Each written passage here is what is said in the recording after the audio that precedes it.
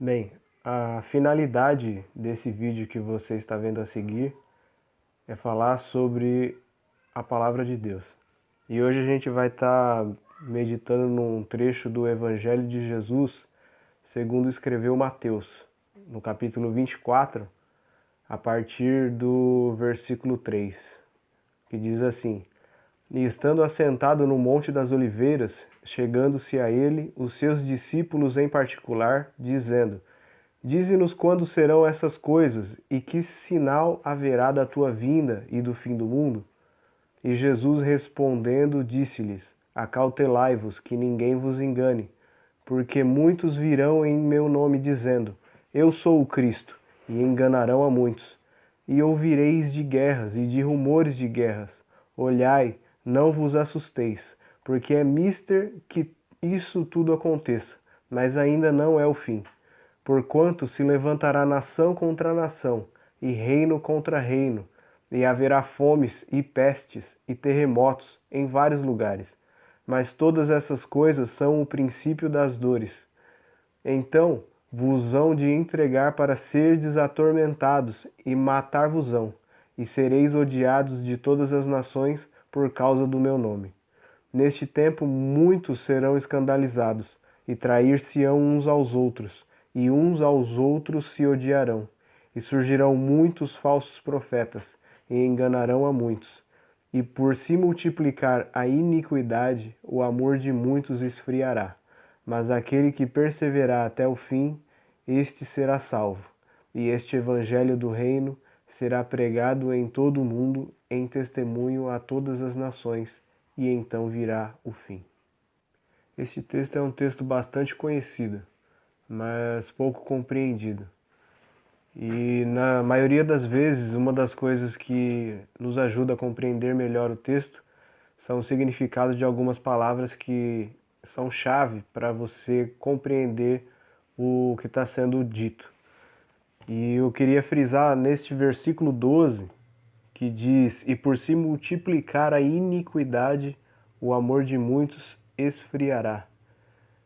E de acordo até mesmo com o Google, o significado de iniquidade, o Google nos diz que seria qualidade do que é contrário à justiça, ato ou comportamento contrário à moral, à religião, à igualdade, malevolência, comportamento ou ação perversa e maldosa, particularidade do que é ou de quem é iníquo. Seria a falta de equidade. Seria a falta de equidade para com Deus, o nosso Criador. Alguns textos vão dizer que todas as coisas foram criadas a partir de Deus. O texto bastante interessante é o texto de segundo João, no seu capítulo 1, que diz assim: No princípio era o Verbo, e o Verbo estava com Deus, e o Verbo era Deus. Ele estava no princípio com Deus.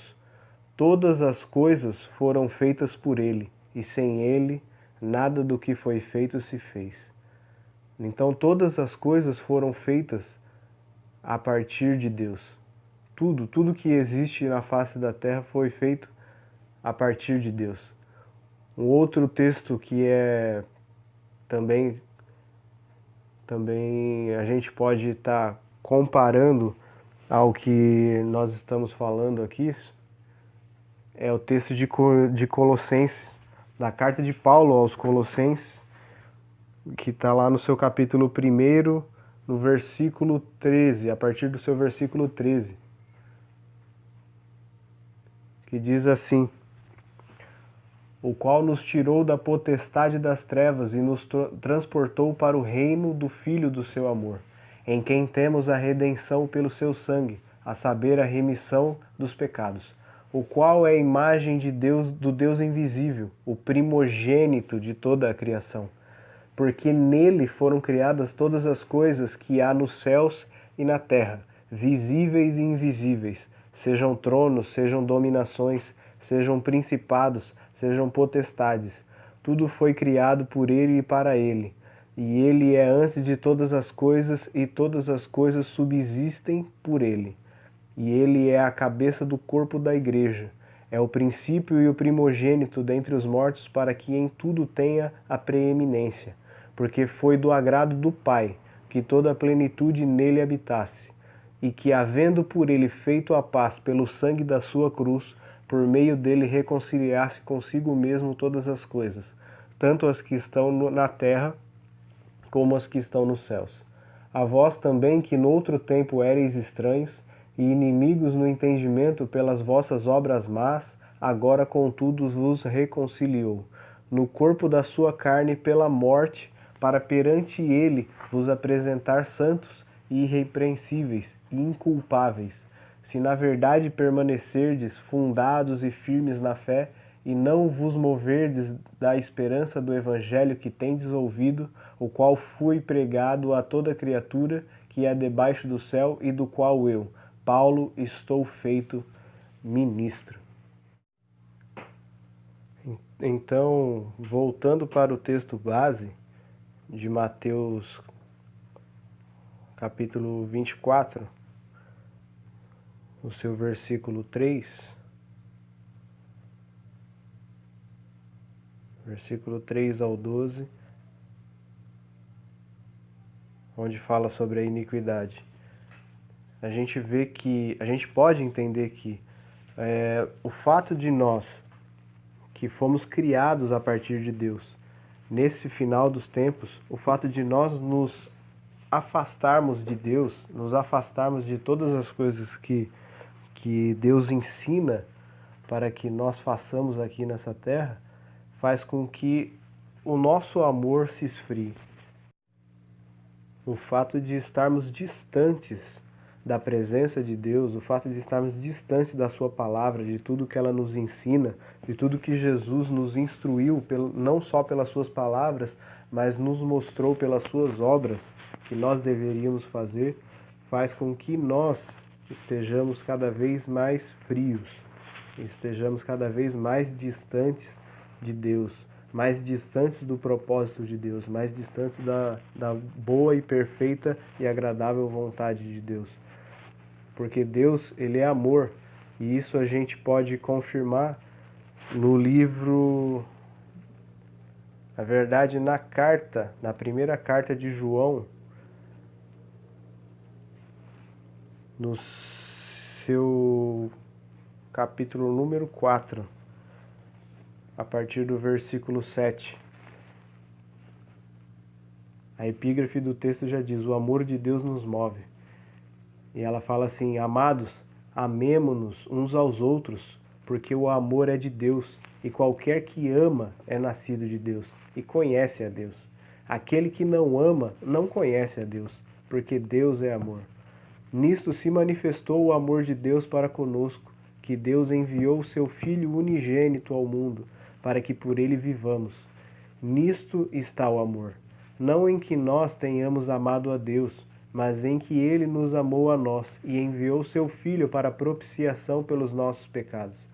Amados, se Deus assim nos amou, também nós devemos amar uns aos outros. Ninguém jamais viu a Deus. Se nos amamos uns aos outros, Deus está em nós, e em nós é perfeito o seu amor. Nisto conhecemos que estamos nele, e ele em nós, pois que nos deu do seu Espírito. E vimos e testificamos que o Pai enviou o seu Filho para Salvador do mundo. Qualquer que confessar que Jesus é o Filho de Deus, Deus está nele e ele em Deus.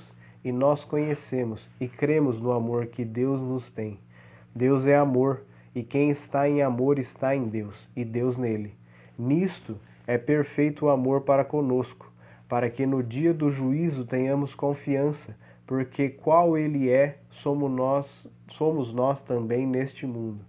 No amor não há temor, antes o perfeito amor lança fora o temor, porque o temor tem consigo a pena, e o que teme não é perfeito em amor.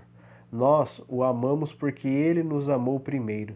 Se alguém diz, eu amo a Deus, e odeia a seu irmão, é mentiroso. Pois quem não ama a seu irmão, a qual viu, como pode amar a Deus a quem não viu?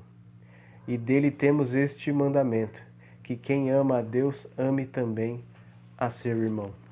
É como se Deus ele não aceitasse o nosso amor para com ele, senão no próximo. Deus só aceita o nosso amor se nós amamos o nosso próximo, se nós demonstramos o nosso amor para com o nosso irmão, o nosso próximo. Porque se nós dizemos da nossa própria boca, se nós queremos louvá-lo, engrandecê-lo, exaltá-lo, mas só da boca para fora, Deus é como se ele não aceitasse esse amor. Deus ele aceita o amor quando nós demonstramos esse amor para com o nosso próximo, quando nós exaltamos o nosso próximo ao invés de nos exaltarmos a nós mesmos, ao invés de nós nos engrandecermos a nós mesmos. Então, Deus aceita esse amor verdadeiro. Então, o fato de nós hoje estarmos cada vez mais buscando a nossa autorrealização, o nosso ego, exaltarmos a nós mesmos, isso faz com que a iniquidade se multiplique, porque estamos cada vez mais nos afastando da vontade de Deus. Estamos cada vez mais nos afastando do amor de Deus, o Deus que é amor. Nós estamos nos afastando do centro da vontade dele. E isso faz com que a gente esfrie. Vale lembrar da primeira carta de Paulo aos Coríntios, no seu capítulo 13, que vai falar sobre o amor que vem de Deus. Que diz assim: ainda que eu falasse a língua dos homens e dos anjos e não tivesse amor, seria como o metal que soa ou como o sino que tine.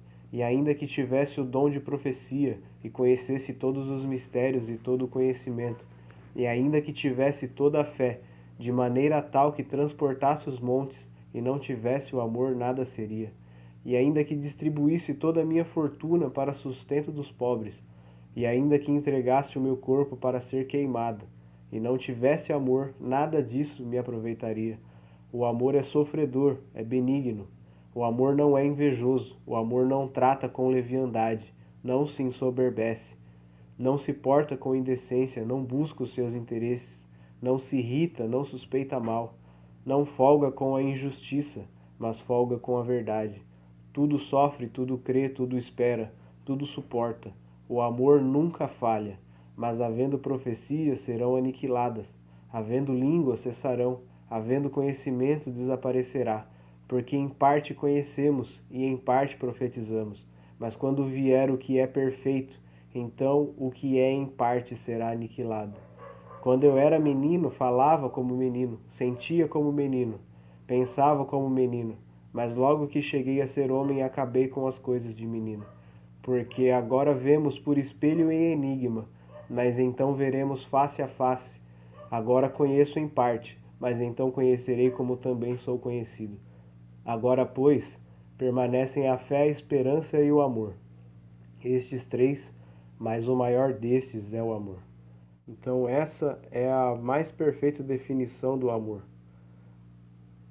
O versículo 4 diz: o amor é sofredor, é benigno, o amor não é invejoso, o amor não trata com leviandade, não se ensoberbece. O amor, ele não se exalta a si mesmo. O amor tem por exaltar o outro, tem por exaltar o irmão. Por isso que Deus, como ele deu o seu Filho amado para morrer por nós, para que nós alcançássemos a vida abundante a qual ele predestinou para nós, nós deveríamos ou devemos fazer isso pelo nosso irmão.